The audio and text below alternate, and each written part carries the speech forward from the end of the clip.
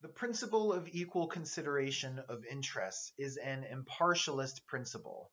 That is to say that the principle basically requires one to be impartial regarding the interests of various beings, oneself included. Um, the principle requires one not to be partial to one's own interests, but rather to be open and willing to consider the interests of any being who has interests.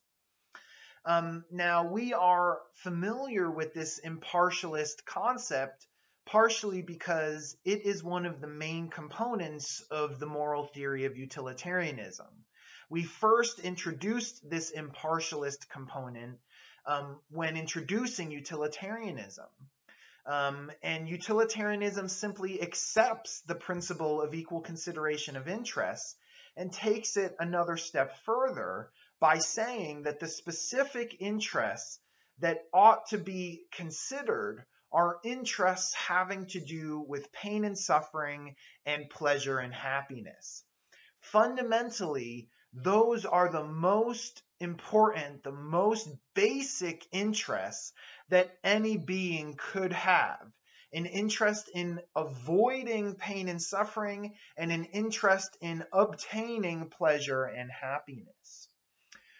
So that represents the impartialist component of utilitarianism, as well as the welfarist or hedonist component of utilitarianism, which again you should be familiar with. Of course, the other component of utilitarianism is the consequentialist component. And the final component that Gavrik Matheny discusses is what he calls the aggregative component. And we are kind of already implicitly familiar with this component.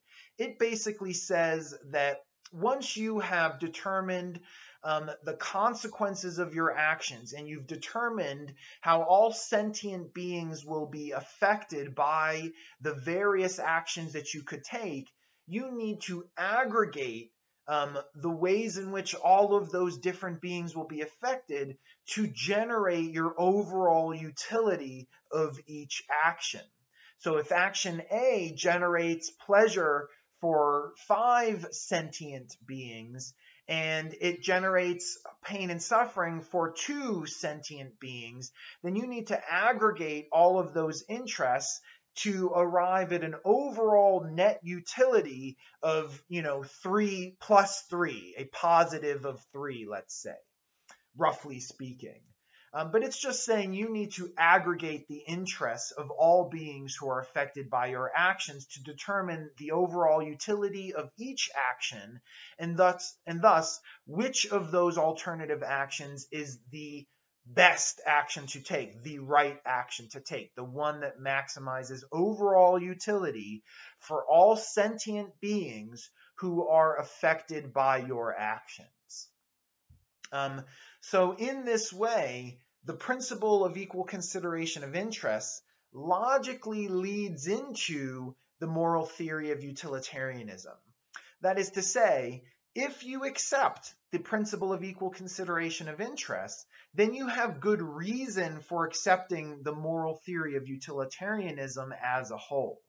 I think that's what Gavrik Matheny is claiming in these first few sections of his essay.